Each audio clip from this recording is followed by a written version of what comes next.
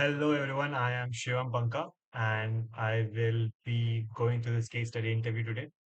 The purpose of this video is to go through a case study interview so that you understand what is expected of you in a case study interview. And for this video is divided into two parts.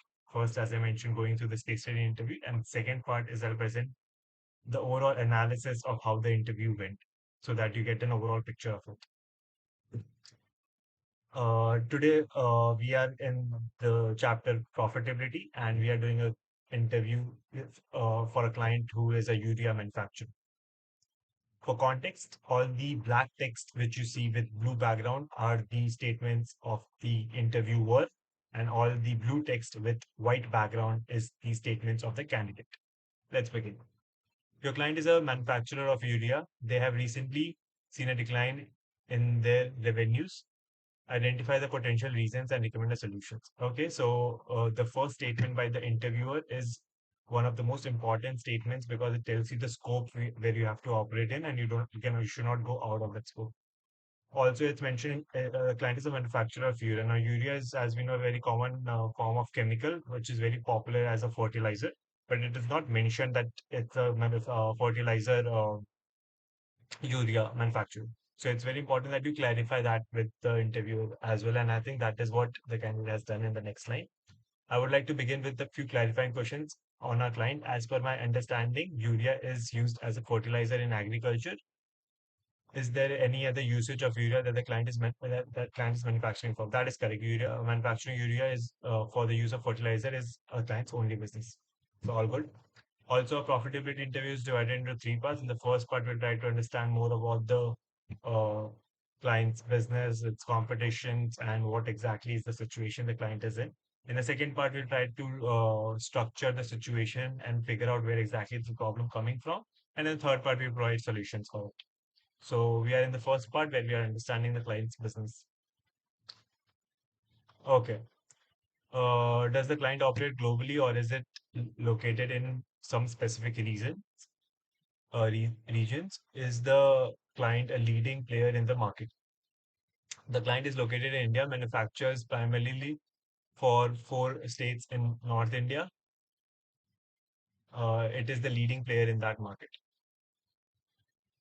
Is our client the only one seeing a decline in revenue, or is it the industry-wide trend? Our client is the only one. All right, I would like to begin with the analysis. For starters, we know revenue is comprised of and quantity. Has there been a significant price change recently in the industry or by the client? So now we are moving on to the second part of the interview where we will be analyzing where exactly is the problem coming from by providing a structure to it.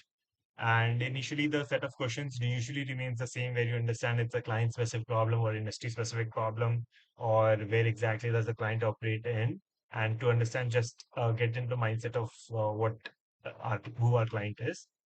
And the second part, he has broken down revenue in price and quantity, and asked where exactly should he begin with to figure out the problem. Mm. So the interviewee, the candidate has asked, has there been a significant price change recently in the industry or by the client? No, it is a competitive setup with the little scope of product differentiation. Prices across the industry include our clients are roughly the same and have not changed recently. Okay, no problem on the price side. Let's move on to the quantity side. Okay, that is very helpful. I would then assume it's a quantity issue. Quantity decline could be attributed to three reasons. The client could have seen a fall in number of customers, or in the frequency of the visit of the customers, or in the number demanded by each customer. Is there any other reason that I'm missing? Was the decline specific to one of the factors mentioned above? No, there was a decline across all segments. Okay. All right. The decline across all buckets would mean an overall fall in demand. This would have happened due to multiple reasons. They would include the emergence of alternate competitors' action, change in branding, change in production of the component, change in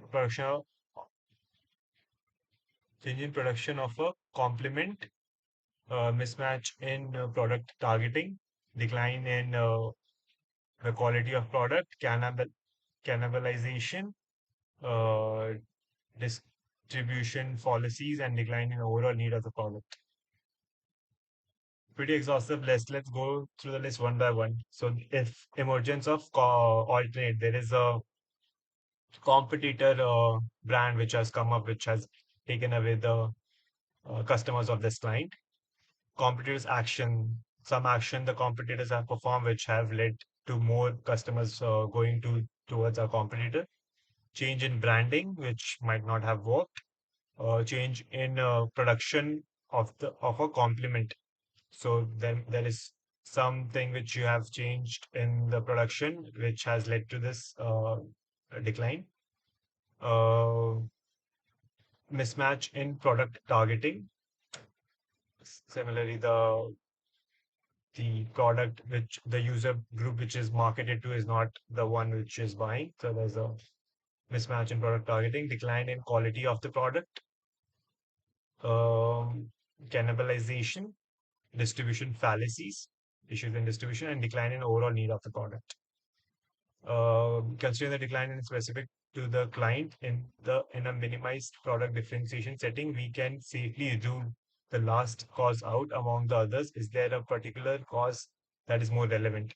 So it's very important that you present your list from your side of what are the possible reasons, and then ask for a possible cause rather than asking directly, because that is the whole interview, that you have to come up with different situations which can happen and then proceed with the interview. Competitor action is the driving cause. All right.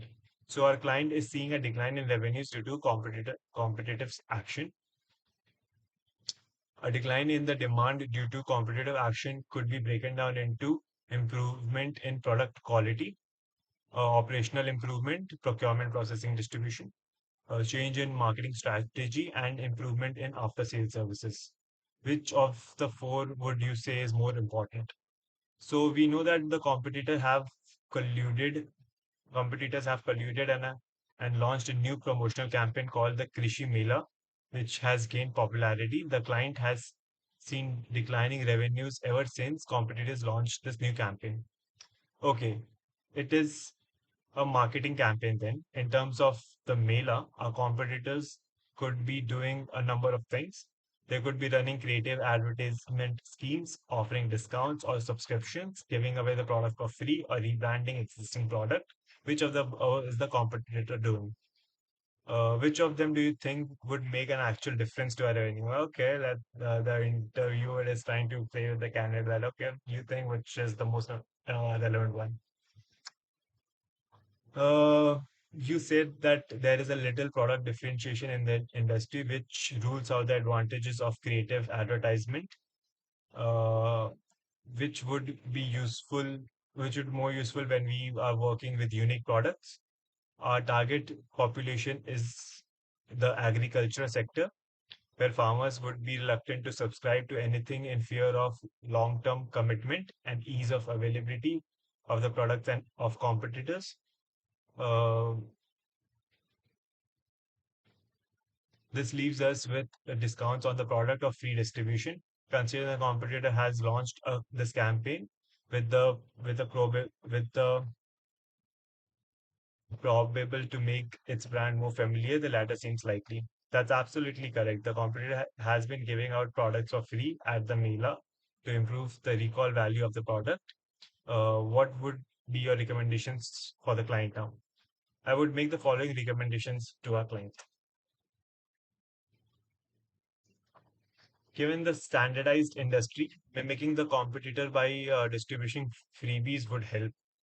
Explore other promotional schemes such as discounts on products, innovative tie-ups with complementary product manufacturers, and rebranding the product. Explore other advertisement campaigns such as paintings on wall, digital media if currently absent.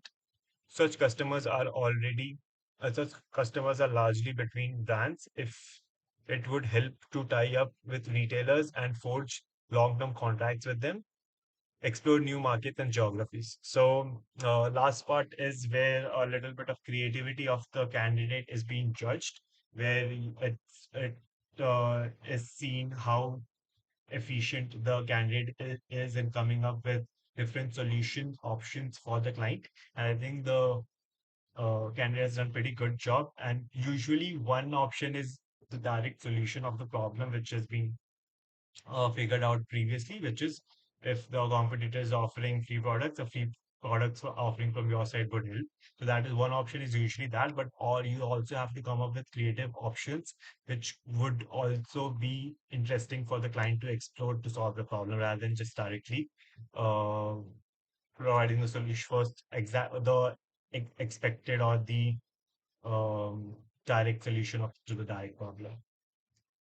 So that was the interview. The candidate done pretty well, gave an exhaustive list at each stage of what could be the possible reasons for them for that particular stage. And the interview went in pretty well directed manner. And let's move on to the second part of the video where I'll be analyzing the interview as a whole. In a case study interview, it's very important that you maintain a very neat and clear rough notes because sometimes at the end of the interview, the interviewer might ask for your notes and he should be able to understand everything in one glance. Interview notes.